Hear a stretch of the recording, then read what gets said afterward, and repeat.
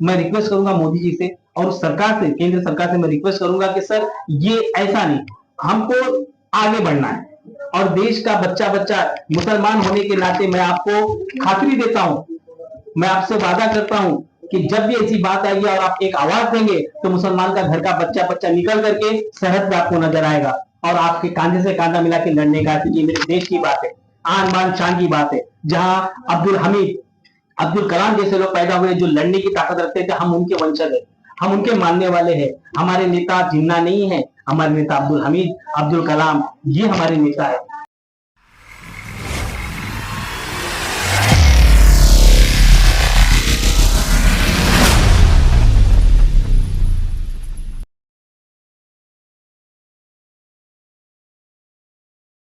नमस्कार, मी अतुल जैन. आपला अतुल आपल्या बातमीमध्ये आपलं सर्वांचं हार्दिक स्वागत करतो. आता नुकत्याच पहलगाम मध्ये झालेल्या नरसंहारानंतर देशामध्ये हळहळ व्यक्त होती आणि त्यानंतर कुठेतरी राग मनात होता की ज्या पद्धतीने अतिरेक्याने आपल्या लोकांना धर्म विचारून मारलं आणि त्यानंतर एक महिलेला विधवा केलं आणि त्यानंतर त्यांना सांगितलं जाओ मोदी को जाके बताओ, अशा पद्धतीने जो राग होता तो राग कुठेतरी व्यक्त होताना आपल्याला दिसत होता. आणि त्यानंतर लोक विचारत होती की मोदीजी तुम्ही कधी ह्याचं उत्तर देणार. तर त्यामध्ये मोदीजींनी सुद्धा आपल्या सैनिकांना आदेश दिल्यानंतर आपल्या सरकारच्या माध्यमातून नंतर सैनिकांनी जो त्या ठिकाणी हल्ला केला आणि त्यामध्ये पाक व्याप्त काश्मीर असो किंवा अनेक ठिकाणीचे जे अतिरेक्यांचे तळ होते ते तळ उद्ध्वस्त करून लावले आणि अशा पद्धतीने मिशन सिंदूर हे या ठिकाणी पूर्ण केलेलं आहे. पण आज त्या ठिकाणी बघितलं गेलं तर आपल्या देशामध्ये सुद्धा मुस्लिम समाज 1947 पासून आपण बघतो आहोत की ज्या वेळेला फाळणी झाली आणि त्यानंतर कुठेतरी मुस्लिम देश एक वेगळा झाला आणि त्यानंतर भारत देश हिंदुस्थान वेगळा झाला. पण त्यामध्ये काही मुस्लिम समाज होता तो या देशात राहण्यासाठी मागत होता आणि त्यांना देशावर प्रेम होतं आणि त्यानंतर या देशात राहायचं होतं. तर तेव्हा असं ठरलं की जे मुस्लिम त्यांना या देशात राहायचं ते राहू शकतात आणि अशा पद्धतीने या माझ्या भारत देशातला मुसलमान हा माझा मुस्लिम समाज होता आणि हा आजपर्यंत या ठिकाणी राहतो आहे. पण आता कुठेतरी यामध्ये चित्र वेगळं होताना दिसतंय. काही मुस्लिम समाजातली लोक आहेत ही या ठिकाणी जेव्हा पाकिस्तानचा जेव्हा विरोध होतो तेव्हा हा समाज कुठेतरी वेगळ्या पद्धतीने उफाळ होतो. काही लोक त्यामध्ये आपलं रंग दाखवतात. तर हे का होतं अशा पद्धतीने आपल्यासाठी बोलण्याबरोबर सन्माननीय माझे खास मित्र राष्ट्रीय काँग्रेसचे विधानसभा अध्यक्ष इम्तियाज शेख आपल्यासोबत आहेत, जे अंधेरी पश्चिम विधानसभेचे अध्यक्ष आहेत. तुमचं हार्दिक स्वागत आहे. इम्तियाज, तुमच्यावर माझं खूप प्रेम आहे. गेली अनेक वर्ष आपण नातं, आपले संबंध वेगळे आहेत. भले मुस्लिम समाजाबद्दल काय लोकांच्या मनात असतात पण जेव्हा नातं असतं तेव्हा इम्तियाज माझे असतात. बरोबर. आणि तुम्हालाही माहिती आहे की माझा संबंध कसा आहे. तर आपण बघू शकतो की आपले तुमचेही मित्र असतील मुस्लिम समाजामध्ये, पण जेव्हा समोर येतात तेव्हा तो मुसलमान नसतो आणि तो आपला मित्र असतो. अशा पद्धतीने आपण नेहमी या देशात राहिलेलो आहे. पण आज इम्तियाज आपण त्या विषयावर बोलूया की या माझ्या भारत देशातला मुस्लिम समाजातला माणूस हा नेमका कुठे आहे. जेव्हा जेव्हा देशावर हल्ले होतात, जेव्हा देशावर काही अडचण येते तेव्हा हा मुस्लिम समाज पाकिस्तानचा जय करताना काय दिसतो, हा सगळा विषय आपण त्यांच्याशी आपण बोलूया. इम्तियाज, आपलं हार्दिक स्वागत आहे. काय सांगा, ज्या पद्धतीने आपण बघत असाल की सध्या पहलगाम मध्ये झालेल्या हल्ल्यानंतर सगळ्यांना दुःख झालं, पण दुःख झाल्यानंतर आपण पाहिलं की बरेच विरोध झाले, आंदोलनं झाली. त्यामध्ये आपण पाकिस्तानचा विरोध करताना त्यांचे जे स्टिकर आहेत, झेंडे, ते स्टिकर आपण रस्त्यावर लावले. यामध्ये पार्ला स्टेशन असो किंवा नालासोपारा असो, या ठिकाणी आपण पाहिलं तर त्या ठिकाणी काही लोकांना दुःख झालं. ते अशा गोष्टी का घडतात? सर्वप्रथम तुमचा धन्यवाद, तुमच्या चॅनलचा मी धन्यवाद करतो की तुम्ही हा एक चांगला मुद्दा, जे लोकांची गैरसमज आहे त्याला दूर करण्यासाठी तुम्ही माझ्याशी बोलत, तुमचा धन्यवाद साहेब. तो मेरा कहना ऐसा है कि झंडा जो इस देश का है वही सब मानते हैं, मगर जैसे हम लोग भगवा झंडा लगाते हैं शिवाजी महाराज का प्रतीक समझ के, महाराणा प्रताप का प्रतीक समझ के, वैसे मुस्लिम समाज के पास भी एक झंडा अपना रखते हैं, वो हरा कलर का है. उसमें अगर व्हाइट हम डालेंगे बीच में तो पाकिस्तान का हो जाता है. सिर्फ चांद तारा रहता है तो हमारा मुस्लिम धर्म का ऐसा माना जाता है. तो इसमें गैर समझ ये हो जाता है कि बहुत सारे हमारे हिंदू भाई वो समझते हैं कि वो जो चांद तारा और ग्रीन है वो पाकिस्तान का है. तो ऐसा नहीं है. जब तक उसमें आधा व्हाइट नहीं हो, आधा कलर व्हाइट और आधा ग्रीन होएगा तो पाकिस्तान का है. हमारे मुस्लिम समाज के बहुत सारे लोग उनको भी नहीं मालूम कि पाकिस्तान का झंडा ऐसा होता है और ये ऐसा होता है, तो जो झंडा नीचे था वो पाकिस्तान का था, वो इंडिया का नहीं था। लेकिन वो चांद तारा देख के ये भी गैर समझ में ये सोचते हैं वो अपना झंडा है, ग्रीन है, हम लोग भगवान के लिए करते हैं, वो सोच के वो लोग निकालने की कोशिश किए, जबकि ऐसा कुछ नहीं है, गैर समझ है। अगर उनको बताएगा, पूछेगा, तो उनको मालूमात अगर देगा तो मालूम पड़ेगा कि ये गैर समझ हो गया, और वो ना समझे, यानी इसको पढ़े लिखे नहीं रहेगा, उसके बारे में नॉलेज नहीं होने की वजह से बहुत सारा गैर, हमारे बहुत सारे हिंदू भाई हम देख रहे हैं कि वो कांधे से कांधा मिला करके, और हमारे मुस्लिम भाई सब मिल करके आज ये जो पाकिस्तान है उसके नापाक इरादे को, जिसने हमारे देश में मार के जात और धर्म पूछ के मारा, नाम पूछ के मारा, और कहा कि जाके मोदी जी को बोल देना, इसके पीछे हम समझ जाते हैं कि वो ऐसा क्यों कर रहा है, क्योंकि हमारे इधर थोड़ा सा सेंसिटिव लोग रहते हैं कि अच्छा हिंदू को बोला तो हमको करना चाहिए, ये उसकी एक चाल थी, ये नापाक चाल। शाहबाज शरीफ और उनके पूरे जो गुर्गे हैं, इन लोगों की ये नापाक चाल को हमारे देशवासियों ने मिल करके एक साथ हो करके उनको दिखा दिया कि जब देश की बात आती है तो हमारे घर में थोड़ा बहुत होता है, वो हमारे घर की बात, जब देश की बात आती है तो यहाँ का बच्चा बच्चा, मुसलमान बच्चा हो या हिंदू बच्चा हो, वो सरहद पे जाके मरने की कटने के लिए तैयार है। इसलिए मैं इस देश के वासियों को सबसे पहले धन्यवाद देता हूँ कि वो सारे लोगों ने मिल करके जिस तरह से इसकी चाल को समझा कि नहीं, इसने इस तक आज तक किसी आतंकवादी ने किसी को धर्म और जात पूछा नहीं, उसका काम है मारना और जाना, लेकिन इसने ऐसा किया, मतलब इसके पीछे ये चाल था कि हम आपस में लड़े और वो वहां पे आराम करते रहे, ताकि उसको हथियार देने की जरूरत नहीं पड़े, ये लोग अपने लोगों को मारेंगे, जो बचेंगे उनको हम झगड़ा करके कुछ ना कुछ ये करेंगे, और ऊपर से चाइना उसको सपोर्ट करता है तो वो लोग अपना ज्यादा वर्चस्व बनाने की कोशिश करें। लेकिन वो चाल को समझ के हमारे देश के जितने भी नागरिक है बेचारे, मैं उनका कितना भी शुक्रगुजार हूँ, कि कितना भी उनका मैं शुक्रिया अदा करूंगा तो कम है, मैं उनका सब बहुत धन्यवाद करता हूँ कि यहाँ के हमारे हिंदू भाई है, उन्होंने उसकी चाल को समझा और समझ के उसको मुंह तोड़ जवाब मोदी जी ने जैसा देना चाहिए था वैसा दिया। लेकिन हमको थोड़ा और लगता है कि ये कम है, हमको पीओके पूरा चाहिए, क्योंकि ये पहली बार नहीं हुआ है। आपने देखा होगा इससे पहले हमारे संसद पे हमला किया, पुलवामा में हमला किया, ऐसे कई बार उसने हमला करवाया, हमारे 26/11 का हमला आपने देखा होगा कि हमारे मुंबई में घुस के उसने किया, तो ये रुकने वाला आदमी नहीं है। तो इसके ऊपर एक शेर है कि वफा तुम करोगे दिल मानता नहीं, वो बोल रहा हमने नहीं किया, हम ऐसे नहीं है, हम वैसा रखो, हम वैसा रखो, अरे तेरे पे भरोसा कैसे करेगा? तो वफा तुम करोगे दिल मानता नहीं, ये बात उससे कहो जो तुम्हें जानता नहीं। हम लोग तो जानते हैं तुम्हारा, 10 बार देखा कि तुमने हमारे साथ में क्या क्या किया, हमने कितनी जंग लड़ी तुमसे, लेकिन उनको खाने के वादे जो हम जानते हैं, हम लोग आज दुनिया बहुत छोटी हो गई, हम लोग सब देखते हैं कि उनकी उधर भूखमरी चालू है सब, मगर वो अपनी हरकत से बाहर नहीं आता है। इसका इलाज सिर्फ एक है, मैं रिक्वेस्ट करूंगा मोदी जी से और सरकार से, केंद्र सरकार से मैं रिक्वेस्ट करूंगा कि सर ये ऐसा नहीं, हमको आगे बढ़ना है, और देश का बच्चा बच्चा मुसलमान होने के नाते मैं आपको खातरी देता हूं, मैं आपसे वादा करता हूं कि जब भी ऐसी बात आएगी और आप एक आवाज देंगे तो मुसलमान का घर का बच्चा बच्चा निकल करके सरहद पे आपको नजर आएगा और आपके कांधे से कांधा मिला के लड़ने का, क्योंकि ये मेरे देश की बात है, आन बान शान की बात है, जहां अब्दुल हमीद, अब्दुल कलाम जैसे लोग पैदा हुए जो लड़ने की ताकत रखते थे, हम उनके वंशज है, हम उनके मानने वाले हैं। हमारे नेता जिन्ना नहीं है, हमारे नेता अब्दुल हमीद, अब्दुल कलाम, ये हमारे नेता है, तो हम उनके लिए लड़ने के लिए उनके रास्ते पे चलने वाले लोग हैं, इसलिए हम खुश है। लेकिन खुशी अगर और ज्यादा होगी तो ये क्या है, बार बार का जो झगड़ा है वो बहाना बना के पाकिस्तान का हमसे झगड़ा करने की कोशिश कर रहा है, और वो बहाना बना के कुछ थोड़े लोग रहते हैं जो ना समझ है, भगवान उनको सद्बुद्धि दे, वो बुरे नहीं है लेकिन समझ की बात है, तो उनको थोड़ा सद्बुद्धि आए कि नहीं ये लोग उनसे ज्यादा लड़ना चाहते हैं, हम उनसे ज्यादा काम करना चाहते हैं, क्योंकि वो पाकिस्तान यही चाहता है कि हम हमेशा तकलीफ में है। उसने तो अपना लेकर के वहां पे हमको चिढ़ाता है, ये देखो आज भी उसने बीच में एक बयान दिया कि हमारा उनका कल्चर नहीं मिलता, हमारा उनका ये नहीं मिलता, हम हिंदू मुस्लिम साथ में नहीं रह सकते। 1000 का इतिहास है कि हिंदू मुसलमान साथ में रहता है। अगर पढ़ने की कमी है, वो जाहिल लोग हैं जो भड़काने का काम कर रहे हैं वहां हमारे मुसलमानों को यहाँ के, लेकिन अब हमारा मुसलमान यहाँ का पढ़ा लिखा हो गया है, समझदार हो गया है, दुनिया बदल रही है, आज हर एक के हाथ में लैपटॉप है, हर आदमी यहाँ से लेके पूरी दुनिया की जानकारी रखता है, वो जानकारी की वजह से हम लोग अवेयर हो गए हैं। लेकिन अभी भी थोड़ी सी बाकी, जैसे एक साथ तो नहीं होगा, आजादी से लेकर 50 साल 70 साल जो भी हुआ, अभी भी और जरूरत है, और हमको यकीन है कि जल्द से जल्द ये पाकिस्तान जो है नापाक जो उसके इरादे हैं उसको हम नजरअंदाज नहीं करेंगे, और अभी जो हो रहा है उसको हम आगे बढ़ के और उसको ईंट का जवाब पत्थर से देने के लिए तैयार है। मैं रिक्वेस्ट फिर से करूंगा मोदी जी से कि आप वो पीओ को जब तक रहेगा उनके कब्जे में तब तक ये चलता रहेगा, जब तक हम वहां जाके लेंगे नहीं ना बॉर्डर पूरा, तब तक ये इसका हल नहीं होगा। वहां जब तक घुस के हम मारेंगे और अपनी चीज है वो हमारी चीज है, हम अपनी चीज जब तक नहीं देंगे तब तक वो हरकत करते रहेगा। वो इसलिए कर रहा है कि वहां पे चाइना को उसने वो जगह दिया है, चाइना को जानबूझ के जगह दिया है ताकि हमारी लड़ाई इससे हो तो चाइना समझदार है। अगर हम समझाएंगे भाई लड़ाई तुम्हारे से नहीं, हमारा ये कितने साल का है, कई साल से हमारा झगड़ा चल रहा है, ये हमारा था। उन लोगों ने राजा हरि सिंह के टाइम पे उन लोगों ने आकर के कब्जा किया। राजा हरि सिंह हमारे वहां के राजा थे और उन्होंने आके नेहरू जी से, पटेल जी से मिला और कहा कि भाई हमको बचाओ। बचाने के बाद हमको आधा पीओके मिला, कबीले वाले ने कब्जा कर लिया, जबकि वो हमारा था। इसलिए ऑक्युपाई उसको कहा जाता है कश्मीर। ऑक्युपाई कश्मीर अगर हमारे पास आ जाएगा तो उनकी जितने भी नाकाम इरादे हैं ना, नापाक इरादे, वो उध्वस्त हो जाएंगे, उनकी औकात मालूम पड़ जाएगी।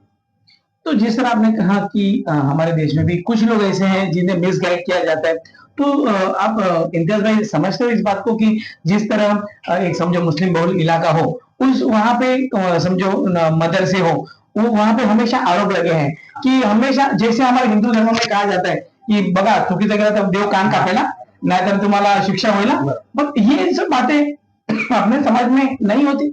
बिल्कुल होती है। आप ये सोचिए सर कि जो मुसलमान 5 वक्त इस जमीन पे सजदा करता है, जो इसके पानी से अपने आप को पाक करता है, भारत के पानी से, चाहे गंगा का हो, जमुना का हो, सरस्वती का हो, गोदावरी का हो, इस पानी से अपने आप को शुद्ध करता है। यानी बिना वजू के आप खुदा के सामने इबादत नहीं कर सकते।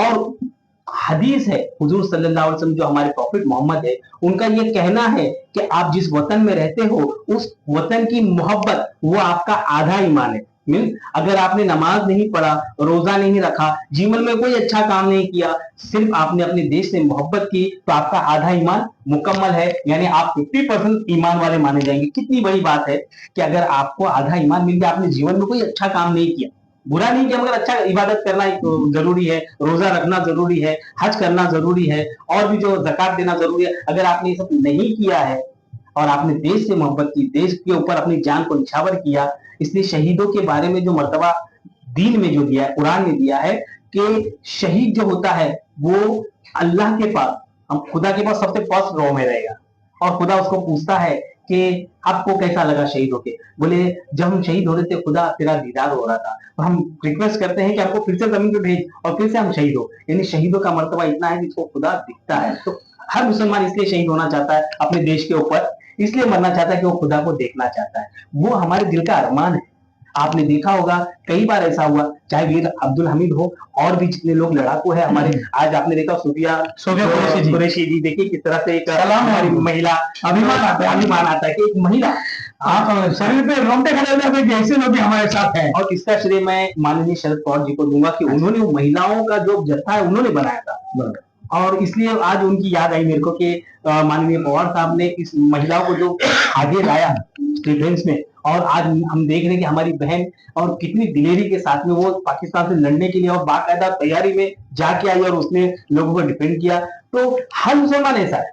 बस ये है कि हर आदमी काम धंधे वाला और हर की मानसिकता अलग है, मेरे को कोई डरपोक है, कोई क्या है, ऐसा है।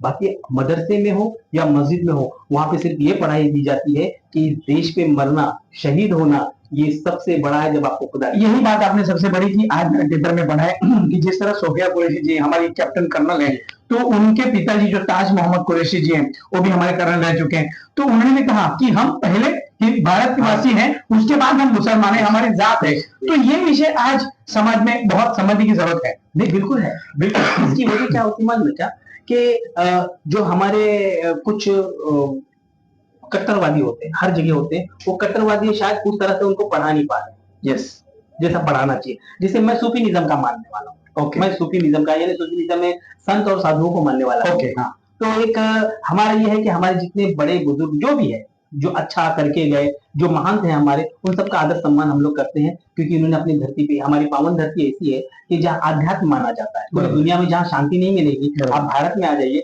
आपको शांति मिलेगी। तो ये शांति का प्रतीक है पूरी दुनिया के लिए। बाकी पूरी दुनिया में अराजकता का माहौल है, आपने देखा होगा। लेकिन ये देश ऐसा है कि अगर पूरी दुनिया भी नष्ट हो जाए तो ये देश में पूरी जाति के लोग रहते, पूरी दुनिया के लोग रहते, उसके बाद फिर वापस आप देखें तो पूरी दुनिया वापस बना सकते हो। लेकिन अगर भारत नष्ट हो जाएगा तो पूरी दुनिया की जाति लुप्त हो जाएगी। यहाँ पे इतनी जातियां हैं, तो देखिए 300 से ज्यादा जातियां, यानी पूरी दुनिया के लोग यहाँ पे रहते, चाहे वो जूस हो, चाहे वो क्रिश्चियन हो, चाहे वो जैन हो, चाहे वो बुद्धिस्ट हो, यानी हर जाति के लोग, यानी 300 जातियां यहाँ पे रहती है। तो ये देश पावन धरती है और कई साल मेरे ख्याल से हम लोग नसीब वाले हैं कि खुदा ने हमको इस धरती पे पैदा किया।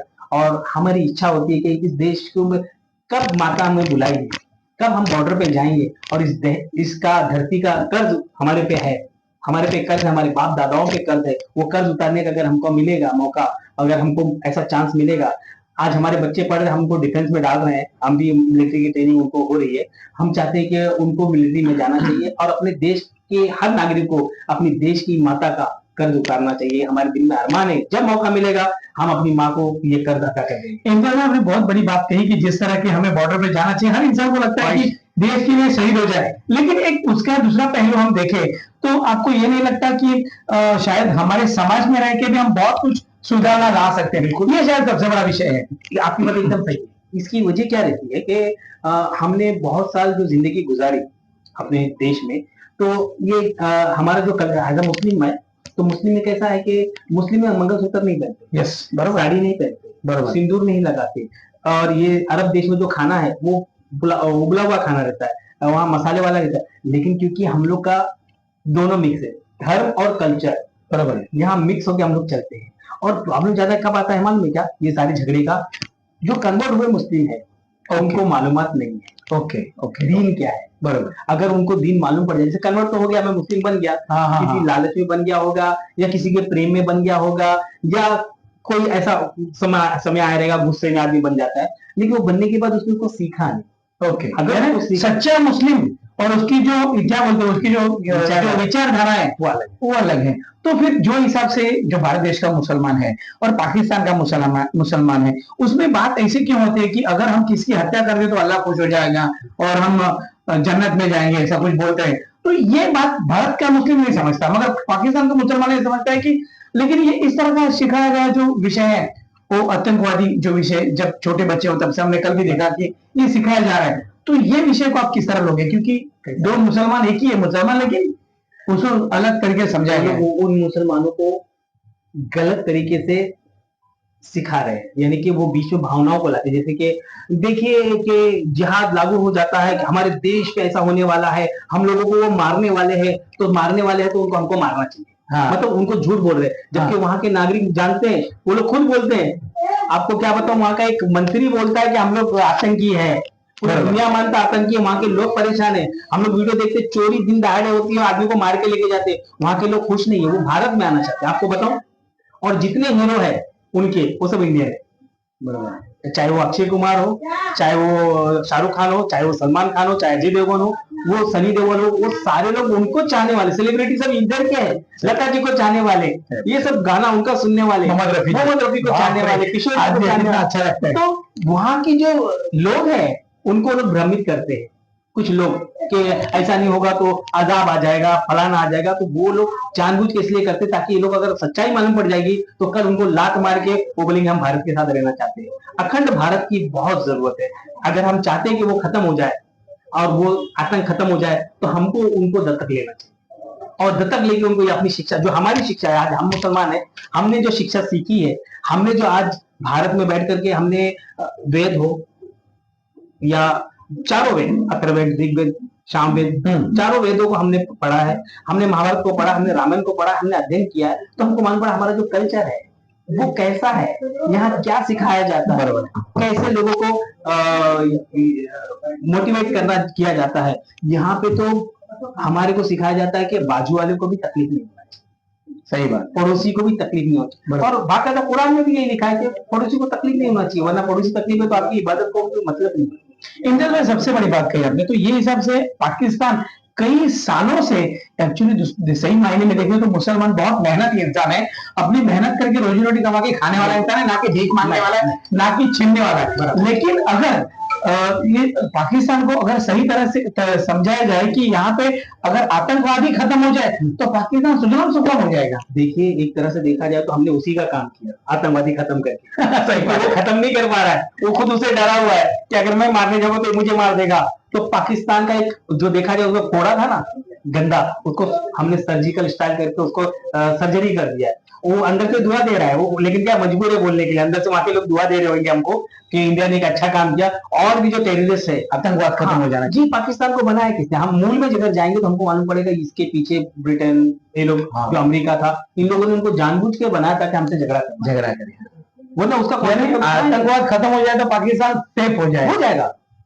हर इंसान जीना चाहता था, कौन चाहता नहीं है कि मेरे बाल बच्चे अच्छा पढ़े, अच्छा खाए। हर माँ बाप सोचता है कि मैं अपने बच्चों को अच्छा एक घर दूं, अच्छे कपड़े दूं, अच्छा खाना दूं। हर माँ बाप बुरे से बुरा क्यों ना हो, वो चाहता है कि अपने बच्चों को बुरा कभी नहीं सिखाना चाहता है, वो अच्छा सिखाना चाहता है। लेकिन वहां के सियासतदान, वहां के कुछ लोग अपनी मुफाद के लिए, आप देखिए जब भी फंडिंग होती है अमेरिका से, हमको नहीं होती है सर, उसको होती है। चाइना से फंडिंग हमको नहीं होती है, उसको होती है। वो लोग भी चाहते हैं कि थोड़ा हमेशा रहना चाहिए और इनको तकलीफ होना चाहिए। ओके। तो मैं उन लोगों के लिए, वो इनोसेंट है, लेकिन वहां के जो राजनेता है, जिन्होंने आज तक जो राजनीति है, उनकी जो राजनीति रोटी रोटी चल रही है ना, वो इंडिया के ऊपर चल रही है। वो यहाँ कुछ होता है तो भाग के जाते, साहब हमको मदद करो, हमको ये हो रहा है, हमको हो रहा है, हम बहुत गरीब आदमी।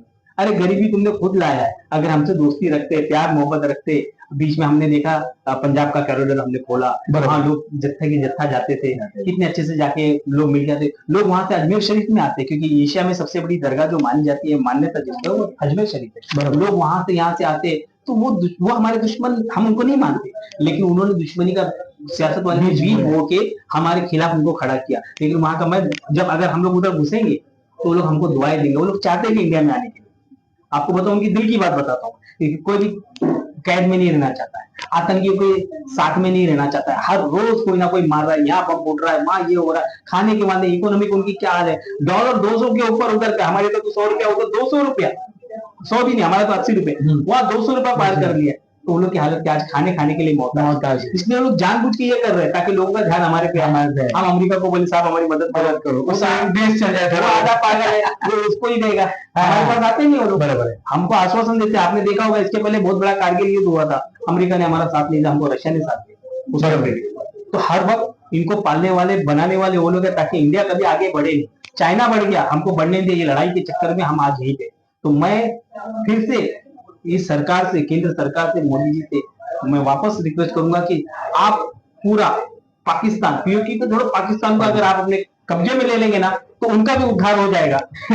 ये मैं मानता हूँ, ये मामला ही खत्म होगा। जितने चिल्लाने वाले आजू बाजू लोग जो उसको पाल रहे थे, उनके मुंह पे भी तमाचा होगा। उनके पीछे जो उनको फंडिंग करते, कहां से पैसा लाता है वो लड़ने के लिए, कहां से सामान लाता है, कौन देता है उसको?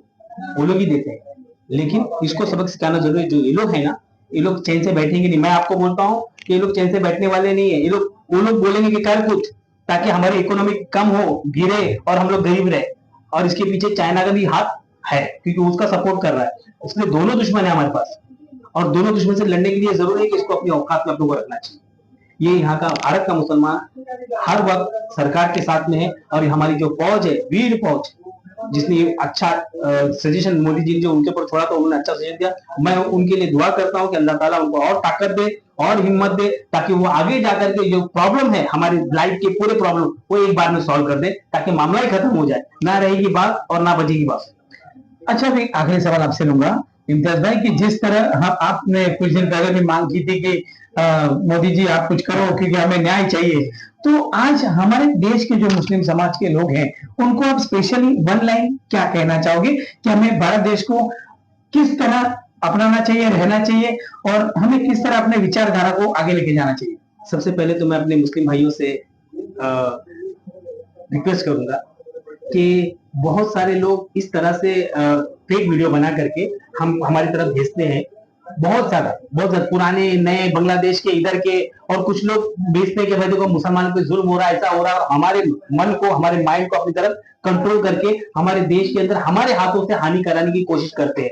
तो मैं उनसे खुदारा मैं उनसे रिक्वेस्ट करना चाहूंगा कि ऐसे वीडियो आप बंद कीजिए देखना, ऐसे सोशल मीडिया को देखना बंद कीजिए। और भारत सरकार जो गाइडलाइन देती है, जिस तरह से वो अपने को समझाती है, जिस तरह से वो बात करती है हमारे लिए, उसके ऊपर ध्यान देते हुए एक होकर, नेक होकर पाकिस्तान को उसकी औकात दिखाने के लिए हम सबको मोदी जी का साथ देना चाहिए। तर आपण पाहिलं की अशा पद्धतीने आपल्या देशाचा मुसलमान कशा पद्धतीने, जो विचार ज्यांचे चांगले आहेत ते कशा पद्धतीने वागण्याचा प्रयत्न करतात, पण त्याच ठिकाणी कुठेतरी भटकवण्याचा प्रयत्न काही लोक करत असतात, आणि त्यातूनच कुठेतरी दोन जाती धर्मामध्ये वादविवाद व्हावे अशा पद्धतीचा जो एक राग आपला बघायला मिळतो. आणि ज्या पद्धतीने काही दिवसांपूर्वी पाकिस्तानचा जय जयकार करण्यास सुद्धा काही लोक आपल्याला मिळाले, तर तोच एक विषय होता की त्या पद्धतीने भडकवलं जातं. आणि अशा पद्धतीने जर खरा जर कोण मुसलमान या देशाचा आहे, जो या देशाला प्रेम करणार आहे, ते इम्तियाजबाई सारखी आमची बरीच लोक आहेत ज्यांना मी ओळखतो, ते खरंच कशा पद्धतीने आपण राहावं याबाबत आपल्याला सांगितलं. मी त्यांचे खूप खूप आभार मानतो की बरेच दिवस मला त्यांच्याशी बोलायचं होतं या विषयावर. आज आपण त्यांच्याबरोबर बोललो आणि आज हा विषय आपण या ठिकाणी पूर्ण केलाय. मी आपला आपली बातमी इथं सांगतो. थँक्यू. जय जय महाराष्ट्र.